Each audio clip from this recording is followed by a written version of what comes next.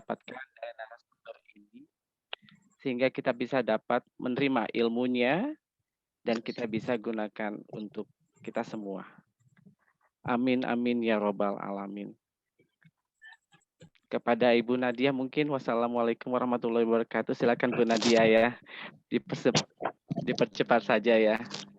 Udah nggak sabar soalnya Bu Nadia tentang materi yang akan disampaikan untuk malam ini. Oke, baik. Terima kasih Mr. Kamil untuk sambutan singkatnya. Saya infokan kembali ini untuk tema kali ini untuk parenting kelas perdana kita, yaitu kiat mengatasi parental burnout, yang nanti akan disajikan oleh narasumber kami, yaitu Dr. Randa Anissa Cahyaningrum. Dan saya infokan juga nih, nanti di akhir sesi akan ada tanya jawab, dan akan ada satu penanya terbaik yang akan mendapatkan hadiah. Untuk hadiahnya nanti kita infokan lebih lanjut ya. Dan juga akan ada absensi dan mendapatkan sertifikat. Jadi nanti jika ada absensi yang masuk di dalam kolom komentar, nanti di formnya mohon diisi ya, karena nanti akan mendapatkan sertifikat. Seperti itu. Baik, tanpa berlama-lama, mungkin sebelum saya panggil Dr. Randa Anissa Cahyaningrum, saya akan infokan dulu untuk CV-nya. Mungkin bisa dibantu share screen.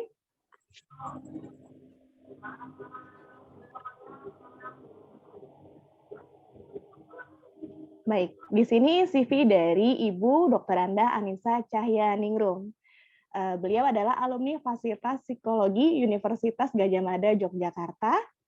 Beliau juga konsultan Solaria Indonesia, Certified Coach Explorer L1 Point of View, penasehat Motherhood Indonesia, founder dari Cahya Communication, dosen Akademi Kebidanan Sentra Bina Yudhistira, dan juga tim khusus Indonesia Care for Rare Disease. Dan di sini pun saya juga mengucapkan banyak terima kasih kepada Motherhood Indonesia karena sudah berkontribusi dalam kelas perdana parenting kelas SD Muhammadiyah 48. Saya ucapkan terima kasih kepada Ibu Nuriana Yirah karena atas bantuan beliau parenting kelas perdana ini bisa terlaksana dengan baik. Dan untuk profil Motherhood Indonesia mungkin saya akan infokan singkat ya, yaitu Motherhood Indonesia adalah organisasi non-profit yang bergerak di bidang kesehatan jiwa ibu pasca melahirkan. Motherhood Indonesia memiliki visi yaitu menjadi lembaga sosial, kemasyarakatan, dan kesehatan yang terpercaya dan berkontribusi dalam meningkatkan status kesehatan jiwa ibu. Seperti itu. Baik, mungkin kita akan panggil. Bisa? Ibu Anissa, Assalamualaikum. Waalaikumsalam, Ibu Nadia. Baik, Alhamdulillah. Apa kabar hari ini? Alhamdulillah sehat. Alhamdulillah. Baik, untuk lebih lanjutnya nanti bisa diperhatikan dulu ya untuk materi dari Ibu Anissa. Nanti jika ada pertanyaan lebih lanjut bisa angkat tangan ataupun bisa juga menulis di kolom komentar. Baik, Ibu Anissa, waktu dan tempat aku persilakan. Terima kasih. Mungkin saya bisa dijadikan co-host dulu untuk bisa share screen. Bisa langsung di share screen saja. Oh, bisa ya? Iya. Sudah bisa. Oke, terima kasih. Mudah-mudahan sudah terlihat ya. Baik.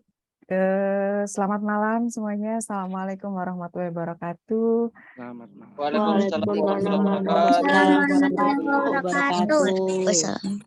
Terima kasih. Salam hormat terlebih dahulu kepada Bapak Kepala Sekolah, Bapak Kamil ya. Senang sekali bisa bertemu pada malam hari ini dan tentu di sini juga ada para orang tua murid dan juga Bapak Ibu guru dan juga teman-teman yang lain. Kesempatan perdana kalau tidak salah dengar nih tadi ya, parenting kelasnya. Jadi senang sekali hari ini saya dapat kesempatan yang sangat berharga bagi saya. Saya mendapatkan materi parental burnout. Ya, ini menarik sekali. Mudah-mudahan nanti kita bisa berdiskusi ya tentang materi yang mungkin banyak terjadi. Baik, saya lanjutkan. Kalau ini tadi sudah dijelaskan oleh Ibu Nadia, ya. Jadi kebetulan saya sudah 6 tahun berada di Motherhood Indonesia. Senang sekali dan juga baru saja berkenalan dengan Ibu Nadia di Madrep Indonesia ini. Nah, sekarang kita mulai yuk materinya ya. Apa sih gitu ya parental burnout itu? Parental burnout itu sebetulnya diawali dari topik burnout itu diawali dari kondisi di dunia kerja sebetulnya.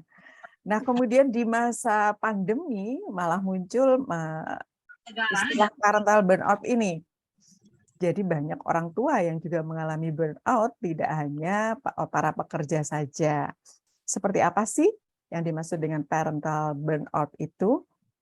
Kondisi kelelahan mental emosional yang dirasakan oleh orang tua akibat stres yang berkepanjangan dalam mengasuh anak. Jadi mungkin kalau tidak salah dengar tadi panggilannya, sapaannya mama papa ya. Mama papa ya dan juga bapak ibu sekalian pernah nih ngerasain ya jadi orang tua itu stres banget gitu. Kemudian rasanya tidak nyaman. Lalu kapan bisa sampai terjadi mengalami burnout? Yaitu ketika stresnya berkepanjangan. Atau orang tua mengabaikan rasa kondisi yang tidak menyenangkan atau stres ini. Atau merasa bahwa ya ini memang kewajiban saya gitu. Jadi lalu membiarkan kondisi berlarut-larut. Nah, kalau di sini ada istilah stres dan burnout, maka mungkin kita perlu luruskan dulu nih sebetulnya di mana letak perbedaan antara stres dan burnout. Kita lihat bedanya di sini. Jadi para orang tua mungkin banyak mengalami situasi yang menekan. Jadi stres itu adalah tekanan. Ketika tekanan itu kita rasakan terus-menerus berkepanjangan, maka berisiko mengalami burnout. Jadi kondisinya kalau kita lagi stres, itu mungkin kita bisa marah-marah. Jengkel sekali sama anak kita, jengkel sekali sama murid-murid kita, gitu ya, atau sama orang-orang di sekitar kita, pada suami, pada istri, gitu, atau pada pimpinan, kepada bawahan, gitu. Itu pada saat kita stres bisa meledak. Tapi kalau itu terus-menerus terjadi, maka bisa muncul kondisi burnout. Justru kita di kondisi sudah sangat lelah dengan stres ini. Inilah yang dimaksud burnout. Dan kalau itu terjadi pada kondisi pengasuhan, maka disebutlah parental burnout. Rasanya itu sudah lunglai, sudah hampa, udah malah nggak bisa marah-marah, ya emosinya itu cenderung emosi depresif, ya, yang sedih. Kalau yang stres itu arahnya ke kecemasan, udah cemas, takut, bingung gitu. Nah itu bedanya dengan burnout. Jadi mungkin Bapak dan Ibu, Mama Papa bisa ngerasain, aku pernah ngerasain stres nggak ya gitu. Apakah aku sudah burn out gitu. Nah ini bisa dirasakan, bedanya terletak di sini. Jadi kalau burn out itu sudah nggak punya energi lagi. Rasanya mau bangun itu susah dan disinilah yang berbahaya akan mengarah ke depresi. Nah sekarang saya mau nunjukkan beberapa, kalau tadi Ibu Nadia memperkenalkan saya certified di Points of View. Ini adalah beberapa tools, beberapa alat yang saya gunakan ketika saya memberikan coaching di Points of View. Saya menunjukkan 4 foto ini. Ya, ini adalah tools dari Points of View. Yuk, Mama, Papa, Bapak, Ibu, boleh pilih loh foto mana yang paling disukai.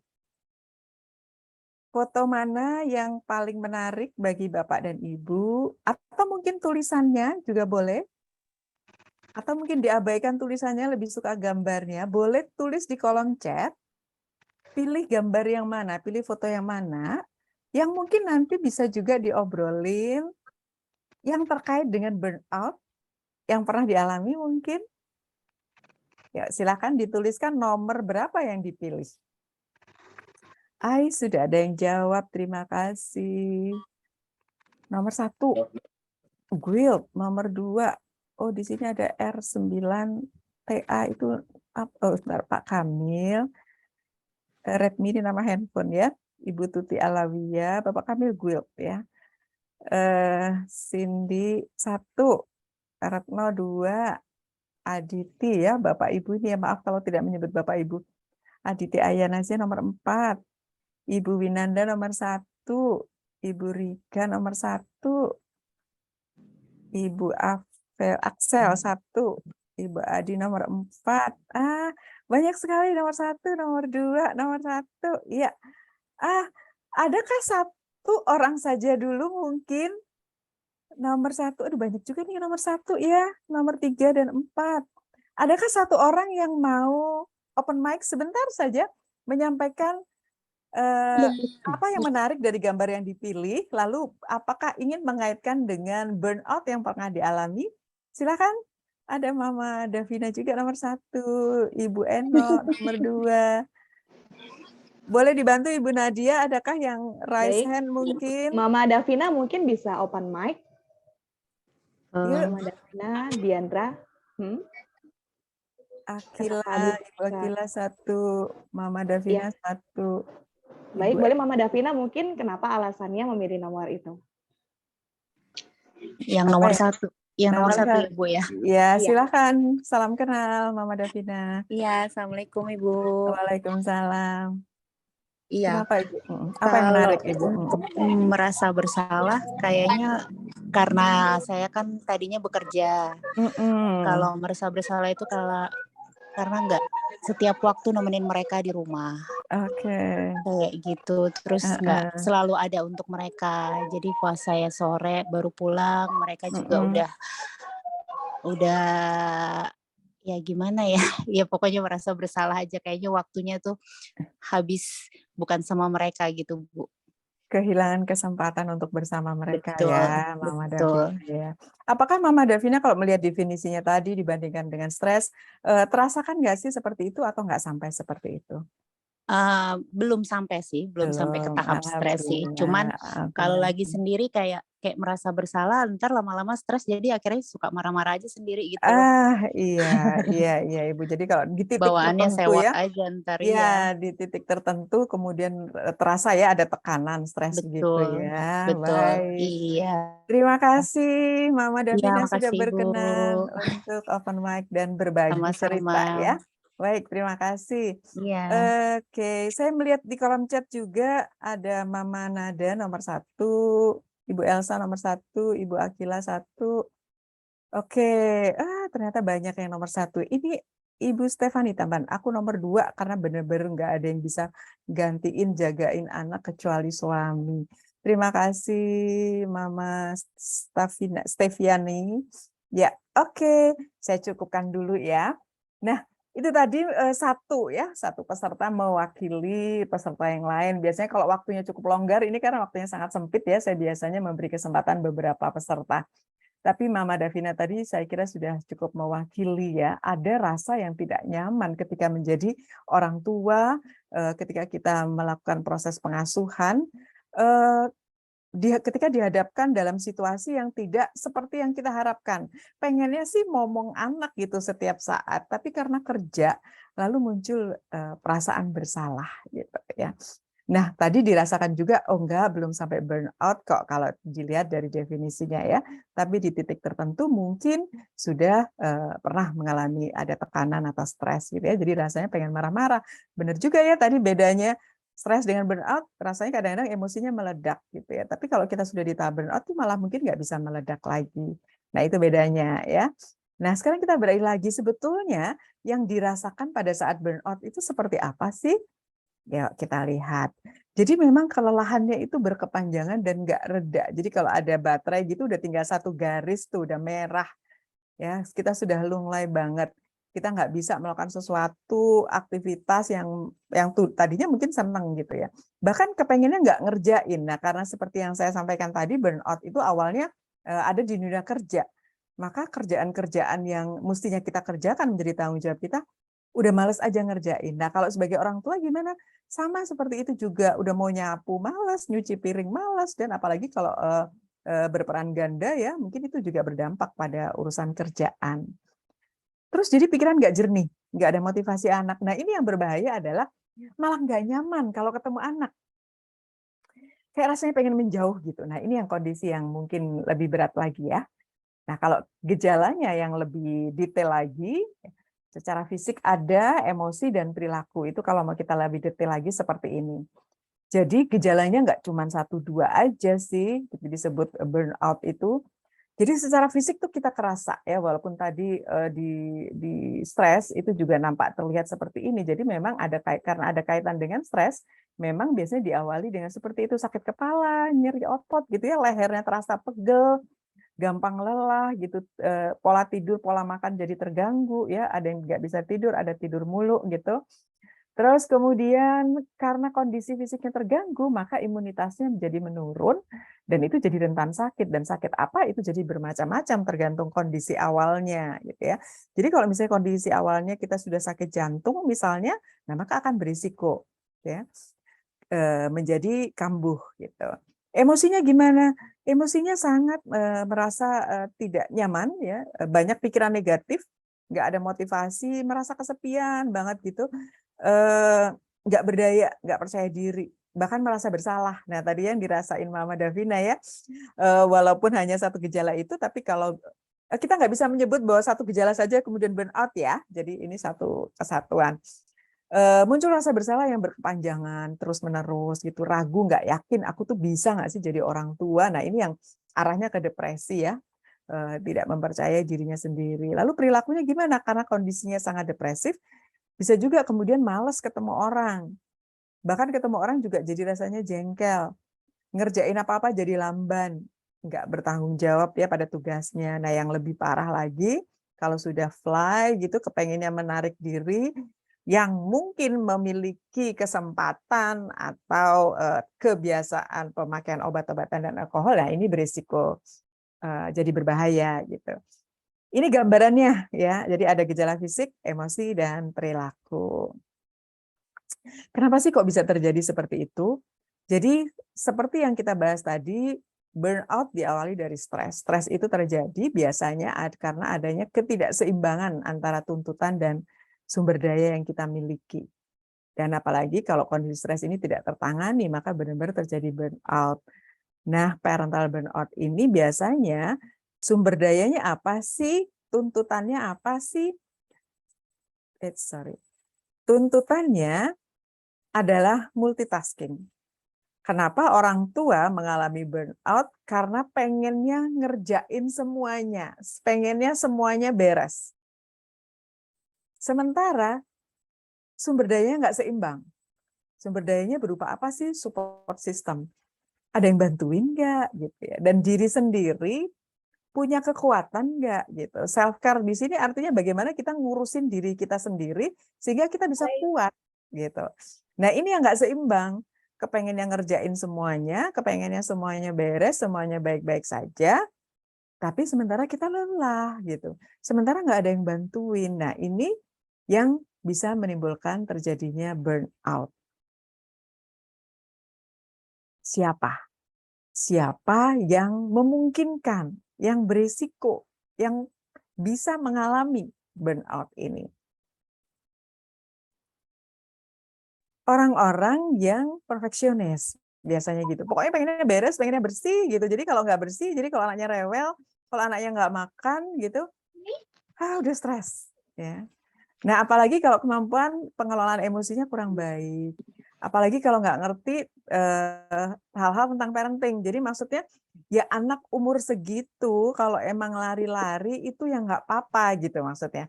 Lari-lari lo terus mecahin gelas, terus numpahin minum, ya memang itu umurnya gitu ya. Jadi kita tidak terbawa emosi gitu. Nah, kalau kita paham tentang parenting, tentang perkembangan anak, maka itu akan bisa memahami. Orang tua yang kurang mendapat dukungan dari lingkungan artinya harus ngerjain semuanya sendiri. Nah, ini juga multi peran ya. Tadi Mama Davina ngerasain jadi ibu bekerja. Nah, apalagi nih seorang ibu udah ngurusin rumah, ngurusin kerjaan kantor, ngurusin aktivitas sosial, ikut juga urusan politik. Nah, kebayang nggak sih itu multi banget ya. Nah, itu bisa terjadi. Atau orang-orang yang ngerjain aktivitas yang monoton. Itu juga bisa burnout ya. Khususnya kalau yang di dunia kerja tadi ya, kerjaannya itu terus itu juga bisa burnout. Atau memang berlebihan. Nah, ini tadi yang terkait dengan ketidakseimbangan tadi. Volume kerjanya nggak sesuai dengan apa yang dia miliki sumber dayanya.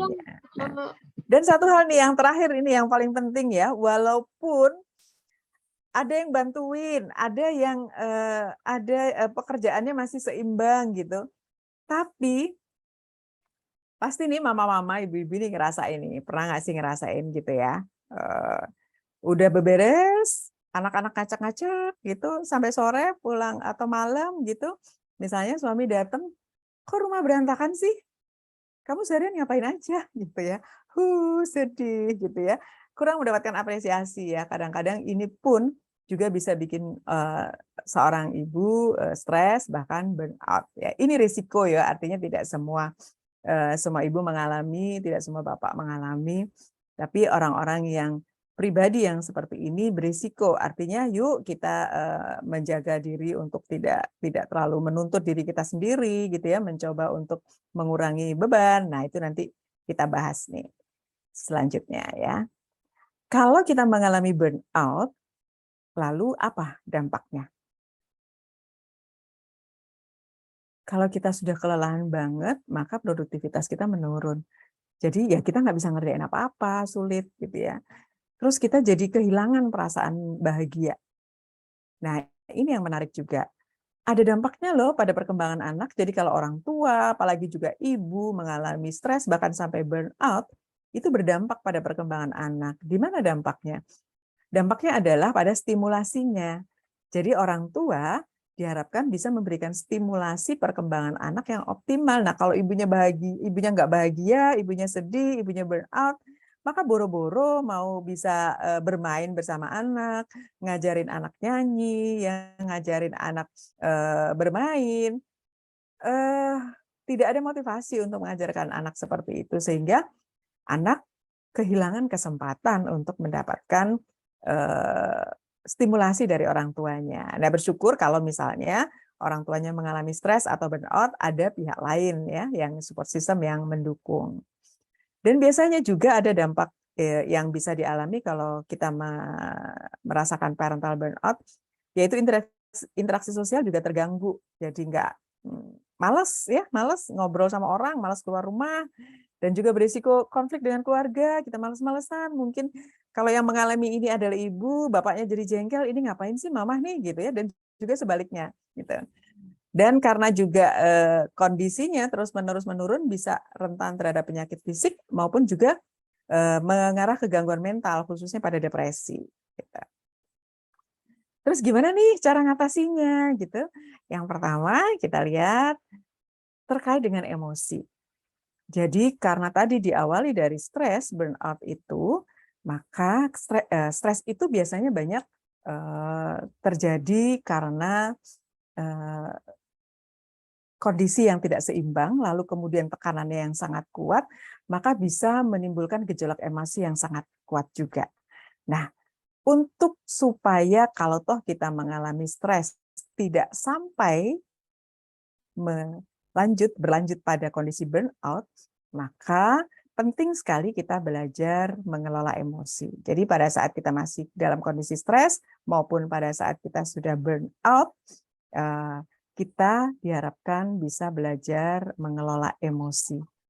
Itu yang paling utama. Gimana nih? Banyak yang mungkin tidak berpikiran mengelola emosi itu justru diawali dengan berhenti sejenak. Jadi kalau kita muncul perasaan kepengen marah gitu ya, tadi ya aduh pulang kantor misalnya gitu habis ngajar atau habis beraktivitas ngelihat anak rewel gitu, atau pulang-pulang dia belum mandi atau apapun, rasanya pengen marah gitu. Nah, mundur satu langkah gitu, jedanya di situ. Ambil nafas. Ada nafas diafragma, kalau nanti waktunya cukup kita bisa berlatih ya, nafas diafragma itu ada nafas perut ya. Jadi kita tidak menggembungkan dada nafasnya, tapi dengan menggembungkan perut. Kemudian itu dihirup melalui hidung, lalu dikeluarkan melalui mulut. Dan juga bisa dilanjutkan dengan relaksasi. Nah, ini perlu latihan. Kalau dalam workshop saya di topik anger management, nah ada banyak cara mengelola emosi. Ini salah satunya dengan mengelola nafas. Jadi kalau kita udah pengen marah sama anak karena kondisi stres atau burnout, segera kalau kita dalam kondisi berdiri kita mundur satu langkah. Kalau kita kondisi berdiri kita bisa duduk sejenak. Kalau pas marahnya itu kondisinya duduk kita rebahan sebentar. Yang dimaksud jeda adalah seperti itu. Atau kita mau cuci muka dulu boleh. Kita mau ngambil air wudhu dulu boleh. Kemudian ambil nafas. Ini salah satu cara bagaimana kita mengelola emosi. Kenapa demikian? Kenapa juga itu ada relaksasi? Karena sebetulnya emosi itu dikelola oleh otak. Otak itu bisa bekerja dengan oksigen. Nah, supaya kerjanya lancar, oksigennya juga dibikin lancar. Itu yang pertama. Yang kedua, otak ada yang bertugas mengelola emosi dan juga di bagian otak ya, ada juga bagian otak yang mengelola proses berpikir. Nah, pada saat kita sedang emosi, otak yang bertugas mengelola proses berpikir itu tidak bisa bekerja. Jadi mesti gantian kerjanya. Nah, itulah sebabnya kalau kita sedang marah-marah, seringkali kita nyesel setelah marah. Karena sepertinya perilaku kita menjadi tidak rasional. Aduh, kenapa gue tadi marah-marah ya? Mungkin sering ibu-ibu merasakan seperti itu. Ya, karena pada saat marah itu, otak berpikir kita ditutup aksesnya. Nah, bagaimana sih untuk mengubah supaya otak berpikir itu bekerja, supaya kita tetap rasional, supaya kita tetap bisa berpikir jernih, maka perlu berhenti. Jadi kalau Bapak, Ibu, Mama, Papa yang biasa nyetir nih, nyetir mobil, untuk maju dan mundur, itu nggak bisa langsung. Baik yang manual maupun yang matic, pasti dinolkan dulu. Atau di N, ya, R, N, D gitu, pasti dinolin dulu. Nah sama tuh, untuk bisa mengelola emosi itu harus stop dulu, jeda, baru bisa berganti. Gitu. Nah kalau kita nggak stop, maka otak berpikirnya nggak bakalan jalan. Nah itu yang berisiko kita melakukan hal-hal yang negatif. Termasuk kondisi burnout yang kita sudah lunglai pun bisa berpikir negatif. Apa sih risiko terburuk dari kondisi depresif? Ya, jadi tadi kita sudah bahas kalau burnout itu risikonya mengarah ke depresi. Risikonya adalah bunuh diri atau melukai orang lain. Nah, itu yang paling berbahaya tentunya, ya. Nah, itu yang pertama, langkah pertama mengatasinya. Yang kedua apa? Kita kalau sedang melakukan aktivitas parenting, ya, mengasuh anak-anak kita, penting sekali kita menetapkan tujuan atau ekspektasi harapannya itu yang masuk akal, gitu ya. Kita, aduh, pokoknya anak saya harus begini-begini, sehingga kalau anaknya tidak sesuai keinginan kita, nggak sesuai target kita, kita jadi marah, lalu kita stres, lalu kalau itu terus-menerus berkepanjangan kita jadi burnout. Jadi kita menetapkan ekspektasi kita yang measurable, yang spesifik, yang memang bisa dicapai oleh kita dan juga bisa dicapai oleh anak. Tuntutan yang tidak realistis itulah yang bisa menimbulkan stres ya. Tuntutan pada diri sendiri maupun pada anak. Dan kalau stresnya berkepanjangan, terjadilah burnout. Jadi perlu kita selalu mengevaluasi diri, saya kok jadi marah pada anak saya, kenapa ya? Oh iya, seharusnya nggak apa-apa anak saya melakukan ini. Nah, itu yang perlu dipahami ya. Itu normal kalau anak kadang-kadang agak bandel sedikit gitu. Nah, anak nggak selalu putih bersih gitu ya. Anak nggak selalu di atas terus, hebat terus gitu. Nah, itu yang perlu kita sadari. Lalu berikutnya apa? Berikutnya adalah penting sekali. Nah, kalau Bapak dan Ibu, Mama Papa tadi melihat ada ketidakseimbangan ya antara sumber daya dan tuntutan. Nah, penting sekali kita menguatkan diri kita sendiri. Kita mencintai diri kita sendiri, kita care terhadap diri kita sendiri. Gimana sih caranya mencintai diri sendiri itu? Ada 3 cara. Yaitu mengasuh diri kita, merawat diri kita, dan juga memaafkan diri kita, dan self-compassion itu adalah bersikap lembut pada diri kita sendiri. Gimana tuh caranya? Kita lihat ya. Nih, kalau self-care itu mungkin banyak dikenalnya kita mesti punya me time gitu ya. Me time itu nggak harus krimbat gitu ya, nggak harus bermain atau berlibur ke pantai, ke luar negeri gitu. Bukan begitu ya. Kita bisa mandi 2 kali sehari.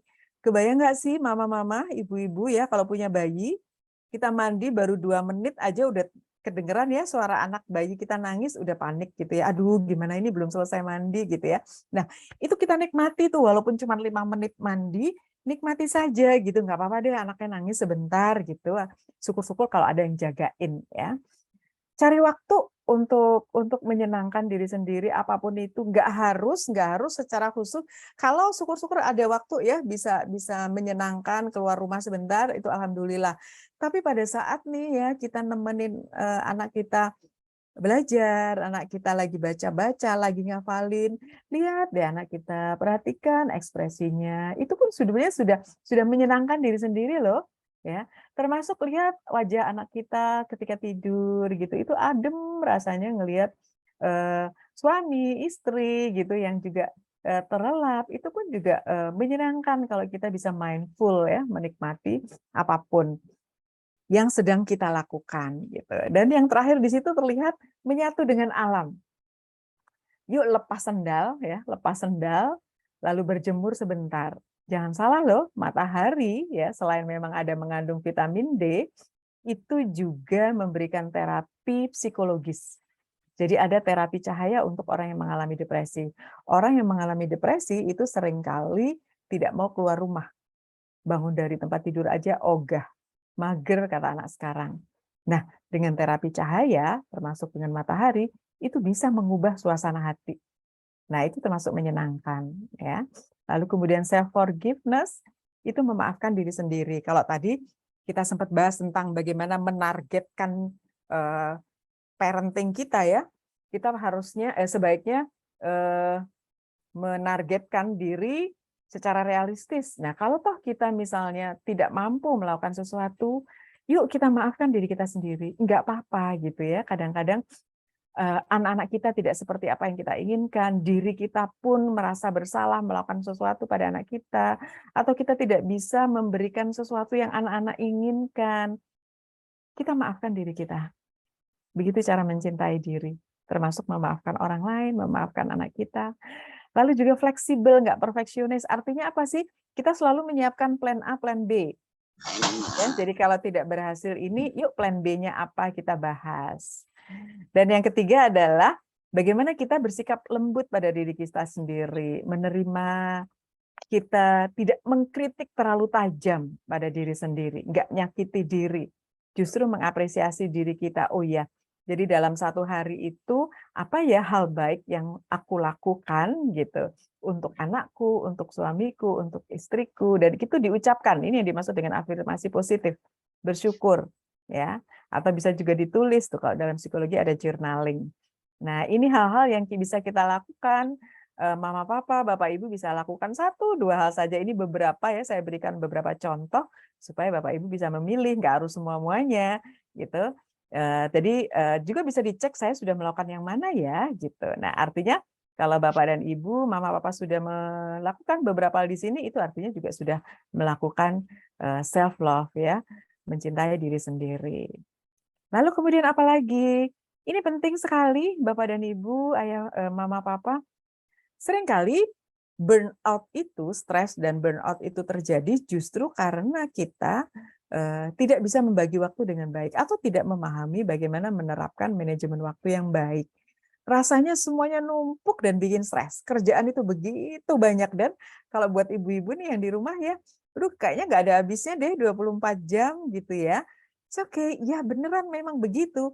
Tapi yuk kita buat skala prioritas. Kita identifikasi kerjaannya apa sih dalam satu hari itu. Kalau hari Senin apa, Selasa apa, kita boleh tuliskan loh.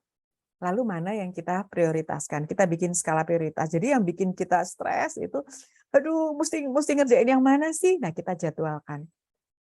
Dan kita sadari kita bukan super mom, jadi nggak apa-apa gitu. Ini nggak harus dikerjakan sekarang. Jadi kalau dalam manajemen waktu itu ada skala prioritas. Kalau mungkin bapak dan ibu juga sudah belajar tentang manajemen waktu, skala prioritas biasanya dibandingkan berdasarkan pertimbangan penting atau tidaknya, mendesak atau tidaknya. Ini penting nggak ya? Oh iya penting. Oh berarti harus sekarang nggak sih ngelakuinnya? Gitu ya. Jadi kita tidak harus jadi super mom atau super dad untuk melakukan semua hal dalam satu waktu. Nah, ini yang penting kita lakukan manajemen waktu. Nah, yang di paling bawah adalah delegasi. Nggak semua juga kita lakukan sendiri. Nah, kalau kita punya ART, alhamdulillah. Kalau ada babysitter, alhamdulillah. Kalau ada suami yang ikut bantu, ya suami dan istri saling membantu, tentu sangat bersyukur. Nah, ini yang namanya delegasi. Jadi, yang bikin burnout dan stres itu adalah kalau kita berkeinginan atau dituntut untuk menyelesaikannya semuanya sendiri. Penting juga kita mencari orang-orang yang bisa membantu kita dengan delegasi. Nah, kaitannya dengan delegasi, penting sekali ini Mama Papa kita ajarkan anak-anak kita tentang keterampilan hidup. Banyak orang tua mungkin yang mengatakan, aduh gue dulu udah susah, ngapain juga anak gue diajarin susah. Enggak, ngajarin life skill itu bukan berarti ngajarin susah. Tapi juga ini penting untuk kita nanti bisa mendelegasikan. Selain memang ngajarin mereka untuk mandiri, kita juga akan terbantu. Enggak selalu anak sampai sudah SMP gitu, pasti dibangunin terus setiap hari. Masih disiapin bukunya setiap hari. Ya. Nggak mau nyapu kamarnya. Nah, ini yang bisa membantu kita supaya kita nggak burn out atau stres dalam parenting ini ya. Kita sesuaikan, dia diberikan tugas sesuai umurnya, ya sesuai tinggi badannya, udah bisa cuci piring belum? Dimulai dari barang-barang pribadi, bahkan dari kecil tuh, dari 3 tahun pun, ayo diberesin yuk mainannya yuk, gitu ya. Terus kemudian kita mulai dari yang paling mudah yang bisa dia lakukan, dimulai dari kamar sendiri, kemudian berbagi tugas dengan anggota keluarga yang lain, tapi juga tetap mempertimbangkan hal-hal darurat ya, hal-hal yang mungkin berbahaya, jangan sampai anak juga dibebani dengan tugas-tugas yang mungkin belum mampu dia lakukan. Tapi ini penting sekali terkait dengan parental burnout. Karena justru inilah nanti yang bisa membantu termasuk support system.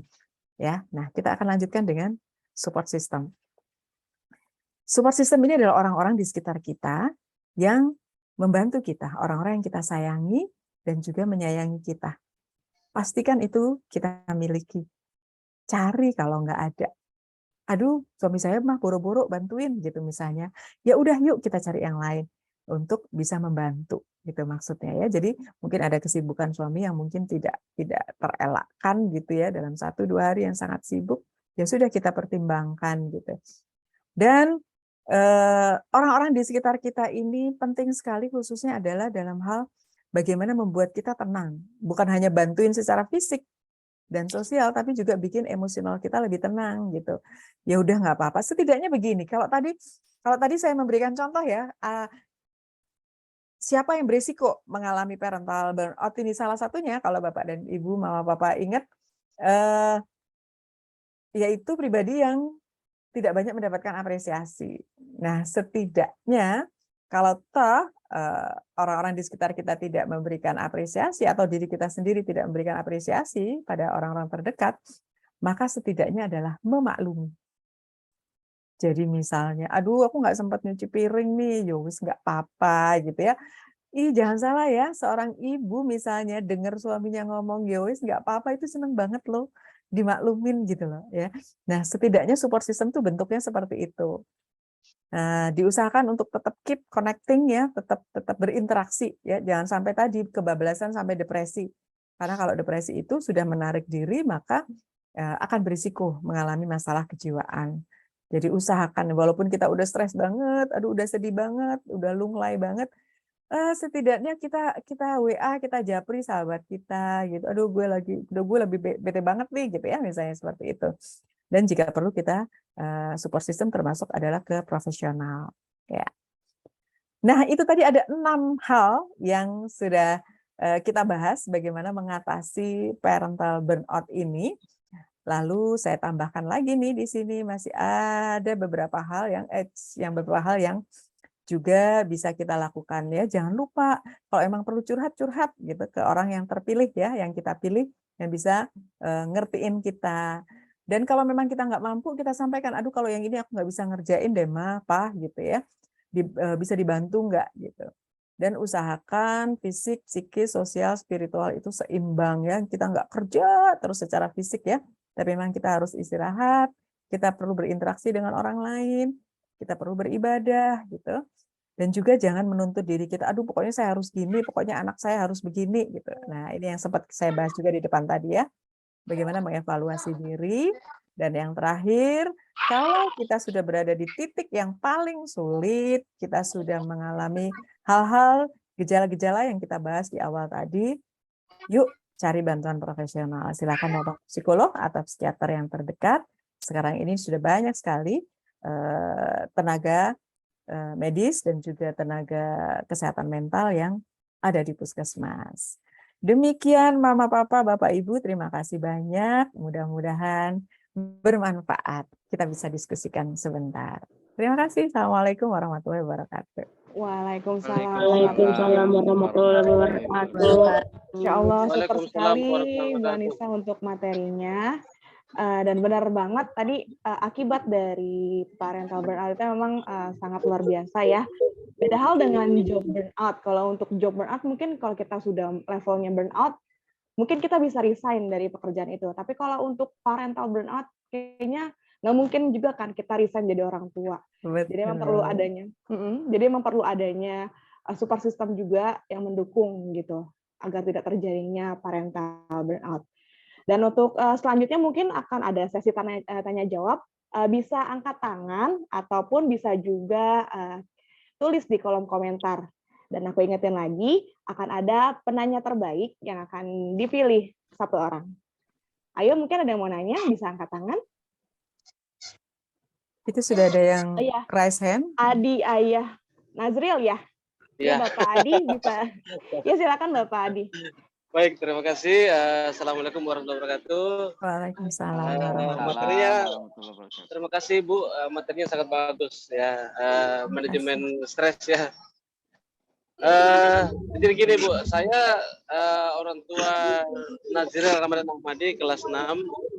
Salah satu mungkin dari sekian orang tua yang mengalami yang disebut tadi apa burnout atau lelah.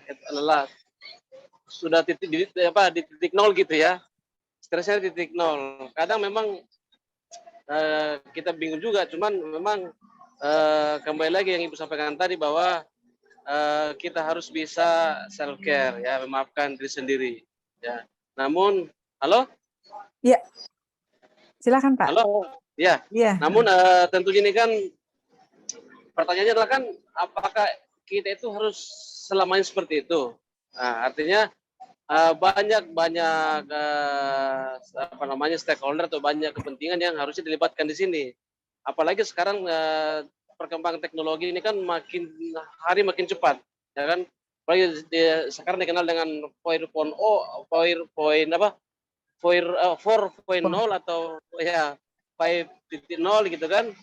Ini makin cepat dan kalau kita tidak bekerja bersama-sama maka memang kedepannya saya pikir bukan stres lagi, mungkin kita bisa mati pelan-pelan semua orang tua ini, ya kan?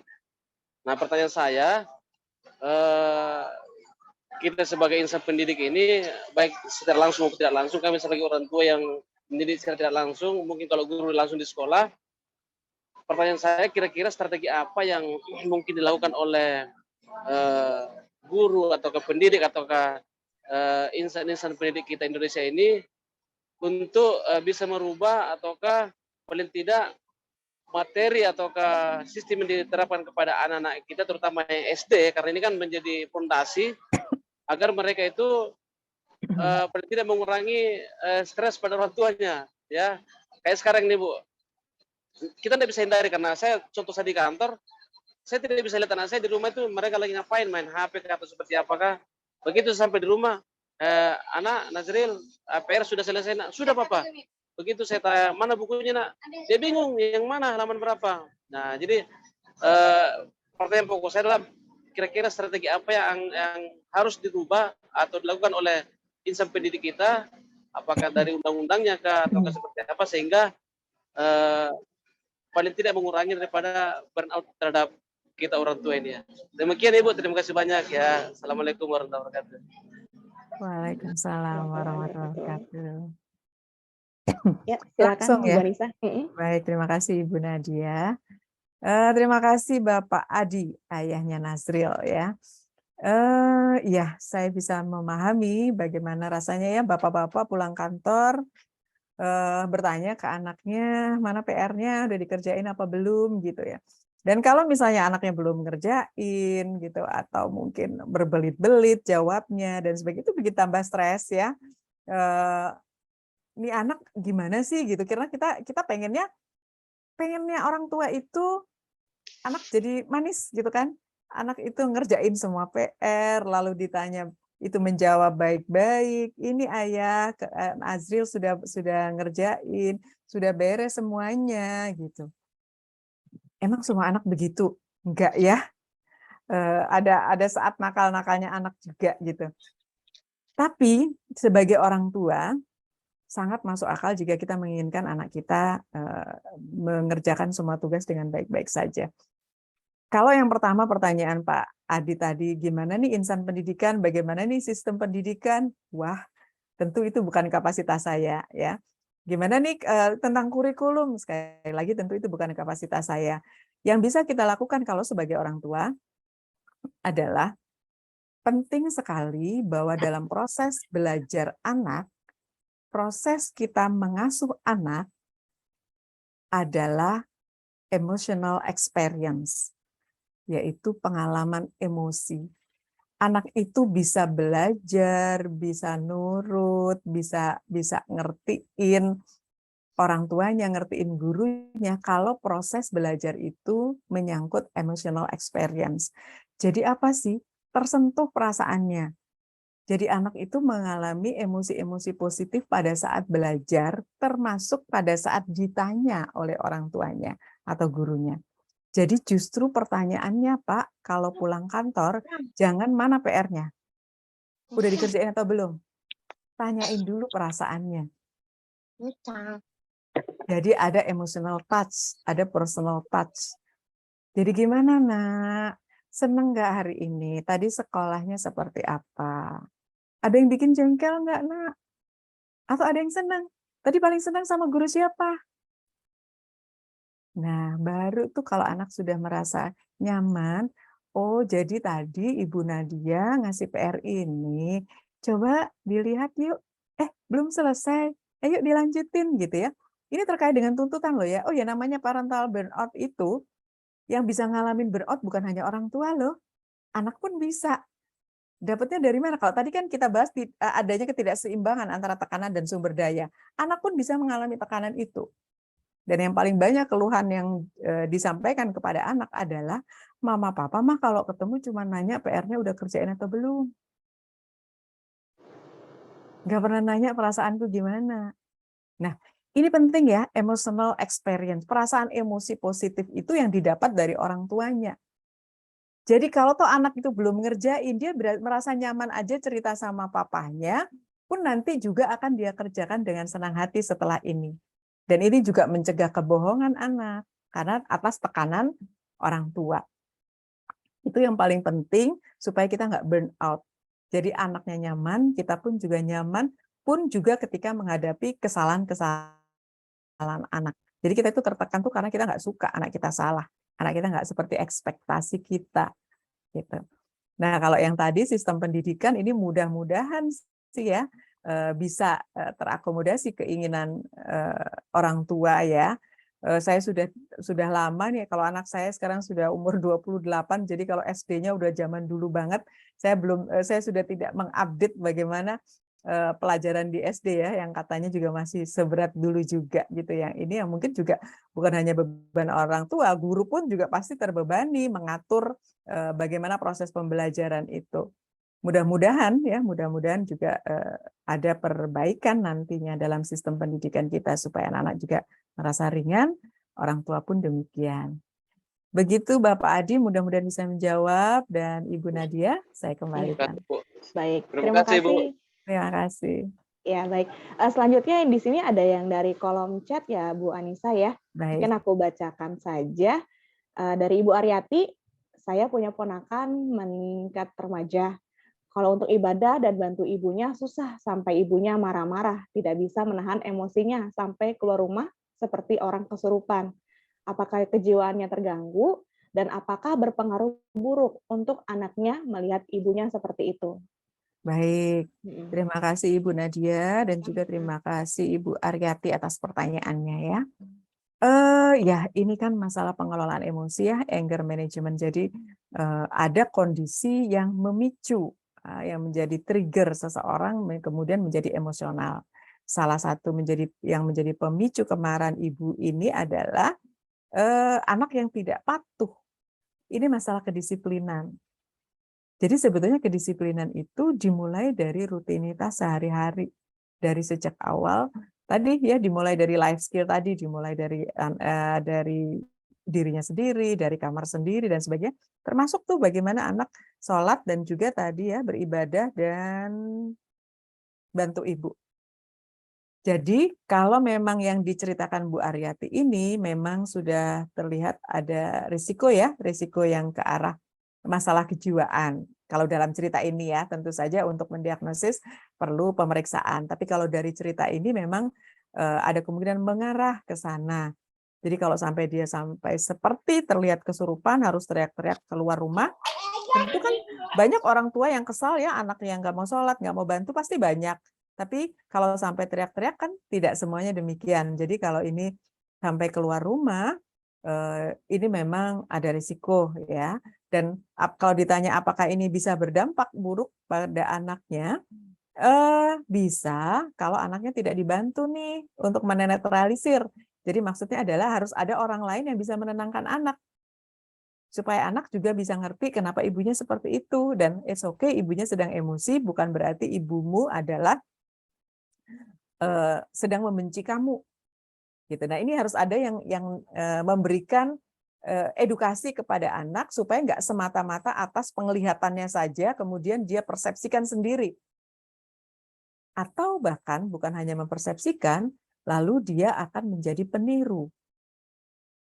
Menduplikasi perilaku ibunya bahwa, oh kalau lagi marah, itu caranya adalah teriak-teriak dan keluar rumah. Nah, ketika dia mengikuti perilaku ibunya, maka dia pun juga berisiko pada kondisi mental yang mungkin berbahaya. Jadi tidak bisa saya katakan, oh ya pasti berdampak buruk pada anaknya, gitu. Bisa iya, tapi bisa juga terselamatkan kalau ada pihak lain yang bisa menenangkan, bisa memberikan penjelasan, dan juga termasuk menenangkan ibunya, bisa mengontrol emosi anak supaya juga tidak melakukan duplikasi atau peniruan terhadap apa yang dilakukan ibunya. Jadi anak itu mengalami proses belajar di otak itu ada rumus jika dan maka. Rumusnya seperti itu tuh di otak yang terekam. Jadi kalau yang dilihat itu jika terjadi seperti ini, maka lakukanlah ini, maka itu terus yang akan dibawa sampai di usia berapapun. Jadi kalau dia melihat ibunya marah seperti itu sama, kalau ibu marah itu mukul, maka anak pun belajar begitu. Oh, kalau kita marah, itu kita boleh mukul gitu. Nah, itu yang akan dilakukan.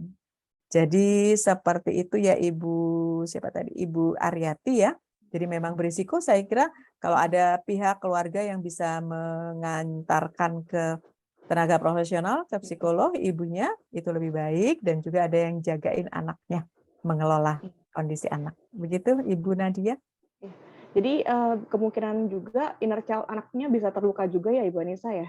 Iya, itu yang kalau kita sekarang ini banyak ya istilah inner child sedang dikenal masyarakat. Nah, itulah yang dimaksud kejadian di masa kecil yang kemudian terekam yang akan dibawa ke masa dewasa.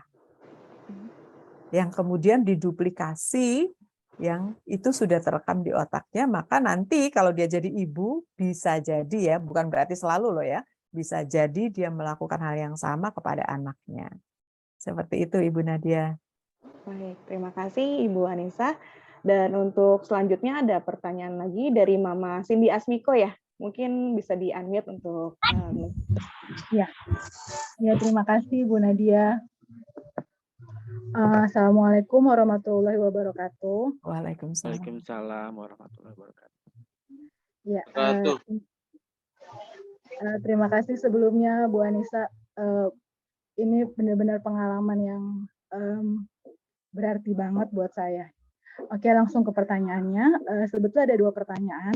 Namun pertanyaan pertama tadi sudah terjawab bahwa anak pun dapat mengalami burnout. Nah, pertanyaan saya yang kedua adalah, saya ini adalah seorang ibu dari 2 anak. Anak saya yang pertama itu usia 12 tahun dan dia adalah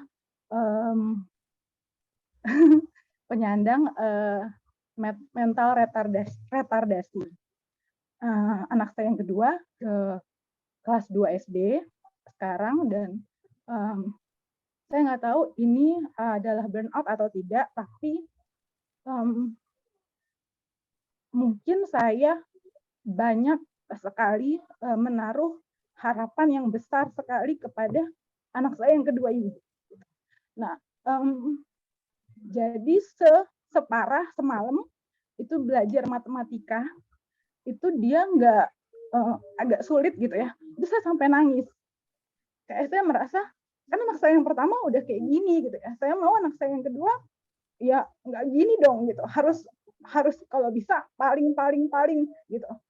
Nah, sementara saya pernah nonton kelas parentingnya Ibu Eli Risman Musa, kita tahu semua bahwa yang ditinggalkan seorang ibu adalah orang tua itu adalah tadi sudah dibilang juga sama Bu Anissa bahwa kenangan dan kebiasaan ya. Nah, saya takut banget bahwa ini tuh akhirnya buat dia jadi entah kesayangnya kayak kecewa, atau mungkin saya pun juga sebagai seorang ibu masih jauh dari sempurna, tapi saya berharap dia sempurna gitu, karena saya takut banget yang abangnya ini pokoknya intinya saya kayak ada trauma gitu loh Bu, atau malah apa dia jadi nggak suka sama abangnya gitu. Itu yang saya takutin banget. Jadi pertanyaan saya adalah, apakah saya salah kalau saya menaruh ekspektasi tinggi terhadap anak saya yang kedua karena efek trauma saya pada anak saya yang pertama? Lalu yang kedua, kalau memang salah, apa yang harus saya lakukan? Karena saya tuh kayak tadi gitu ya, suka kayak ngerasa kurang aja terus, maksudnya ini kayaknya harus lebih lagi deh. Tapi alhamdulillah kalau dari support system, dari apresiasi, dari afirmasi positif sekitar saya, alhamdulillah mereka keluarga, terutama circle ring satu saya gitu ya, itu alhamdulillah semuanya positif. Saya punya sahabat-sahabat, saya punya teman-teman, bahkan teman-teman orang tua murid juga alhamdulillah kita berteman dengan baik gitu ya. Itu aja yang saya mau tanyakan. Saya takutnya malah jadi si anak ini yang adiknya ini yang burn out gitu karena saya gitu. Terima kasih Ibu. Assalamualaikum. Waalaikumsalam warahmatullahi wabarakatuh. Terima kasih Ibu Cindy sudah berkenan untuk berbagi. Saya percaya kalimat-kalimat yang diucapkan oleh Ibu Cindy tadi tidak mudah untuk bisa sampai dikeluarkan. Tentu ada effort, ada usaha yang cukup kuat untuk kemudian memutuskan menyampaikan cerita ini. Jadi saya sangat mengapresiasi dan mengucapkan terima kasih ya sudah berkenan untuk berbagi cerita, karena saya yakin Bapak dan Ibu, Mama Papa di sini pun mendapatkan pembelajaran. Hal baik ya yang bisa diterima oleh Bapak Ibu di sini. Ya, saya ingin memeluk Ibu Cindy. Tentu tidak mudah ya, tidak mudah menghadapi kondisi yang cukup berat ya, memiliki putra yang pertama dengan masalah mental ya. Kemudian apakah Ibu Cindy salah jika menginginkan anak kedua itu adalah yang terbaik? Tidak salah Ibu, tidak salah. Normally itu sangat masuk akal dan sangat manusiawi, sangat manusiawi. Karena sekian tahun Ibu ngerasain nggak nyamannya punya anak pertama yang seperti itu. Tentu punya cita-cita anak yang kedua nanti harus yang terbaik. Jadi keinginan Ibu itu bukanlah hal yang salah. Itu manusiawi. Hanya saja mungkin yang kemudian dipertanyakan oleh Ibu adalah, lalu ketika kita menuntut anak kita yang kedua seperti itu, anak saya yang kedua ini merasakan seperti apa? Jangan-jangan nanti malah dia yang burn out. Nah, berarti kalau tadi kita melihat ada gejala itu ada di pikiran, ada di emosi dan perilaku ya, maka memang kita perlu mengelola perilaku kita. Tapi untuk mengelola perilaku diawali dengan mengelola pikiran kita. Jadi memang ada persepsi-persepsi yang perlu diubah. Bahwa sebetulnya nggak apa-apa anak tidak menjadi yang terbaik. Ini yang perlu diubah. Bahwa keinginan punya anak terbaik, iya. Tapi nggak apa-apa kalau kita temukan anak kita tidak menjadi yang terbaik. Gitu. Kemudian apakah ini nanti juga berdampak secara emosional, anaknya nanti jadi nggak suka sama saya, gitu ya? Itu pun juga kekhawatiran yang manusiawi. Terus, apakah terlambat? Tidak. Ya, tidak ada kata terlambat. Jadi, kalau toh kemarin beberapa tahun terakhir ini Ibu Cindy merasa melakukan sesuatu yang sepertinya menuntut anak kedua untuk terbaik, itu semua bisa dikoreksi. Koreksinya seperti yang saya sampaikan tadi, dengan emotional experience, memberikan emosi positif, pengalaman emosi positif. Jadi kalau tadi juga mempertanyakan tentang diri sendiri, maka yang dilakukan adalah kebetulan support system mendukung, wah itu luar biasa. Yang mungkin perlu dilakukan adalah self forgiveness. Itu langkah pertamanya. Bahwa yang kemarin-kemarin itu nggak apa-apa. Itu wajar kok, itu manusiawi kok. Tapi kemudian kalau khawatir itu berdampak, ya, berdampak pada anak kedua terhadap psikologisnya, yang pertama adalah memaafkan diri sendiri dulu, self forgiveness. Jadi kalau kemarin saya terlalu menuntut anak saya, itu nggak apa-apa karena kondisi sebelumnya saya merasa tidak nyaman dengan kondisi anak pertama. Itu nggak apa-apa, diterima aja. Jadi bahwa saya merasa, aduh saya itu capek, saya itu malu, itu mungkin ya. Wah ini kalau tadi Ibu Nadia memperkenalkan saya juga sebagai tim khusus di Indonesia Care for Rare Disease. Di sini juga tadi hadir Ibu Winanda, itu adalah founder dari IC4RD. Itu adalah organisasi di mana tempat orang tua atau juga tim-tim khusus yang berkumpul, ya, di mana orang tua ini memiliki anak berkebutuhan khusus, bahkan berpenyakit langka.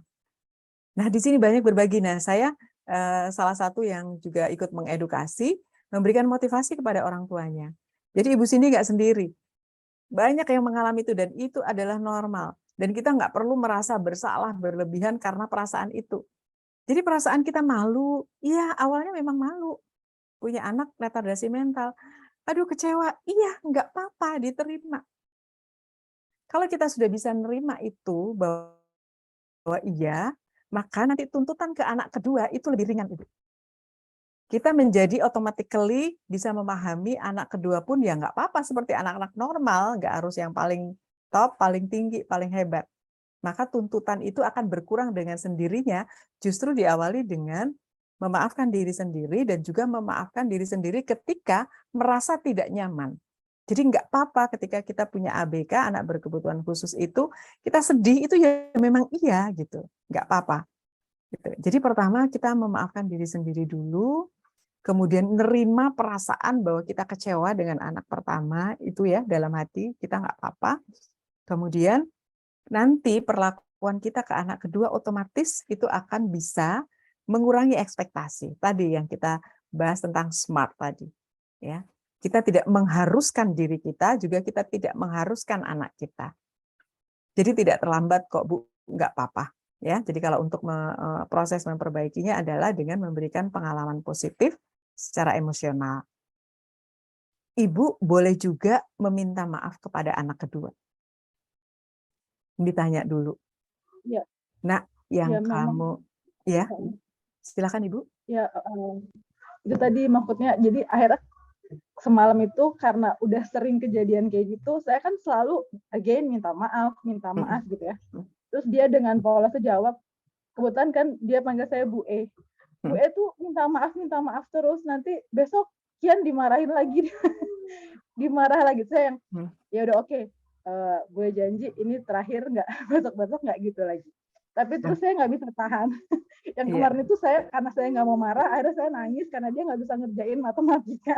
Jadi saya kayak itu tadi gitu, kayak antara ada rasa bersalah, atau saya yang terlalu lebay, saya juga nggak tahu, atau makanya saya takut banget si anak ini jadi menyimpan apa istilahnya tuh Bu, kayak luka dari apa kayak inner child ya, Inner child, iya, terluka gitu ya, saya takut banget gitu. iya. Tapi semoga sih tidak, mudah-mudahan. Iya, insya Allah tidak. Kalau apalagi ibu sudah menyadari, jadi banyak orang yang saat ini mengalami masalah dengan inner child-nya dulu, itu ya karena orang tuanya dulu juga nggak tahu. Nah, di titik ini kan ibu menyadari bahwa ada yang dikhawatirkan tentang itu. Artinya pasti ada upaya dari ibu untuk memperbaiki diri, dan itu luar biasa. Mungkin satu hal yang terakhir yang ingin saya sampaikan pada Ibu Cindy adalah bertanya kepada anak kedua, "Nak, apa yang kamu inginkan dari Bu E? Kamu pengennya Bu E melakukan apa?" Nah, itu tanyakan. Artinya biar keluar tuh. Jadi kalau yang namanya inner child yang terluka ketika sampai dewasa, itu adalah ketika dia punya unek-unek nggak pernah nyampe ke orang yang dimaksud. Nah, beri kesempatan sekarang supaya nggak tersimpan di memorinya. Aku tuh nggak suka Bu E itu begini, aku tuh nggak suka. Beri kesempatan itu. Nak, kamu pengennya Bu E ngapain?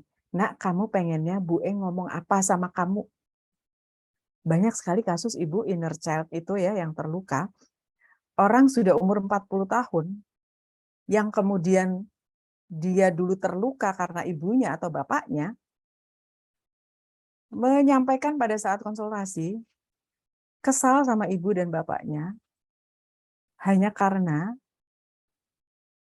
orang tuanya nggak pernah minta maaf sama dia. Aku cuma pengen dengar mamaku tuh ngomong maaf. Seumur-umur aku nggak dengar, sekarang mamaku sudah meninggal. Aku cuma pengen dengar itu dari mulut mamaku. Gitu. Nah, bayangin itu dibawa sampai umur 40 tahun. Nah, apapun itu. Mungkin kalau Ibu Cindy sudah sering beberapa kali minta maaf, artinya mungkin bukan kalimat itu yang diinginkan oleh anak. Nah, tanyakan. Kita nggak pernah tahu apa sih yang diinginkan anak. Tanyakan kepada anak, ya. Nah, kamu ingin Bu E ngomong apa? Kamu ingin Bu E melakukan apa? Gitu. Seperti itu Bu Cindy, boleh dicoba. Terima kasih. Makasih banget Ibu Anissa. Terima kasih, sama-sama. Terima kasih Ibu. Ya, Ibu Anissa dan Bu Cindy. Pelajaran juga nih buat aku. Kebetulan anak aku juga Kirana ABK. Aku tahu sih rasanya kayak gimana. Aku pun juga sempat berekspektasi jika aku punya anak nanti harus lebih dari aku. Tapi qadarullah anak aku ABK, jadi benar-benar aku turunin ekspektasi aku seturun-turunnya. Tapi gimana pun juga aku akan kasih yang terbaik untuk Kirana, walaupun Kirana balas aku dengan semampunya, tapi itu nggak apa-apa. Memang udah mampunya dia seperti itu. Dan mungkin Ibu Anissa terakhir ya ada tanya jawab terakhir. Ini Mama Davina mau bertanya kah? Karena dari tadi angkat tangan. Mama Davina? Enggak, Bu. Oh, halo. Enggak, kayaknya kepencet saya, mohon maaf. Oh, ya udah. Mungkin ada yang mau bertanya untuk terakhir kalinya nih sebelum kita tutup. Ada yang mau bertanya, mungkin bisa open mic langsung aja ya. Siapa yang mau bertanya? Atau mungkin mau ngomongin unek-unek juga nggak apa-apa.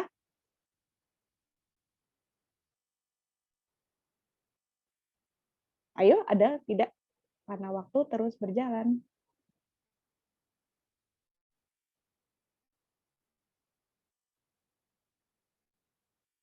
Mister mau bertanya?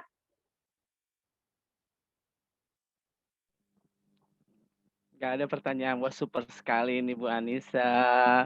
Terima Pengen kasih. banget ketemu face to face ya. Ayo, kapan-kapan saya datang ya.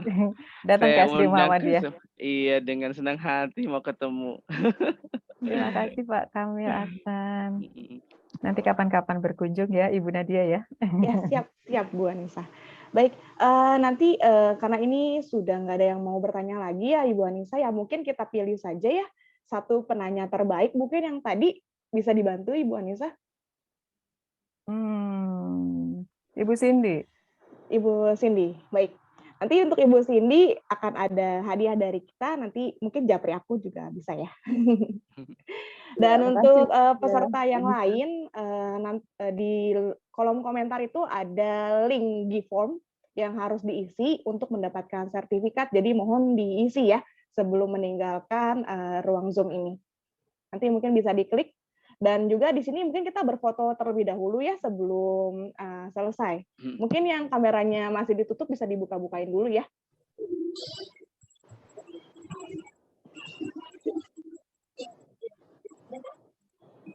Ya, sudah Bu Ai? Oke, ini udah semuanya open kamera belum? Belum ada nih. Belum semuanya. Ayo, mungkin bisa dibuka dulu kameranya masing-masing. Ayo. Ayo Bapak Ibu guru juga nggak apa-apa dibuka aja kameranya ya. Oke, mungkin segini aja. Oke, Bu Aida. Sudah belum? 1, 2, 3. Oke, tahan ya.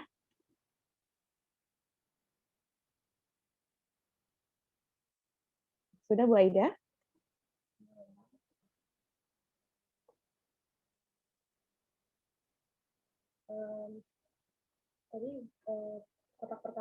Kotak pertama sudah selesai. Untuk kotak berikutnya mungkin 1, 2, 3.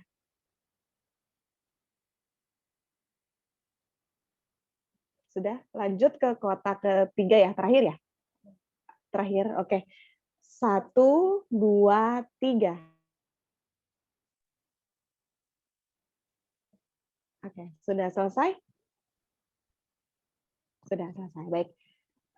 Mungkin itu aja. Terima kasih banyak kepada Ibu Anissa, kepada Mother Hope Indonesia karena sudah berkontribusi untuk dana kita. Semoga menjadi amal jariah ya untuk Ibu Anissa dan juga untuk Mother Hope Indonesia. Amin. Dan untuk lebih lanjutnya, jika memang ada kondisi parenting burnout kayak yang tadi dijelaskan, jika memang perlu bantuan profesional, sekarang sudah tersedia juga di Puskesmas, bisa juga pakai BPJS. Jadi jangan khawatir psikolog, psikiater itu mahal, enggak. Karena sekarang bisa pakai BPJS. Mungkin itu aja Bu Anissa, terima kasih banyak untuk waktunya. Ya, mungkin untuk orang tua murid, saya infokan kembali sebelum leave dari Zoom meeting-nya, bisa diisi dulu ya untuk absensinya. Ya, itu aja mungkin, terima kasih ya. Assalamualaikum warahmatullahi wabarakatuh. Terima kasih. Terima kasih.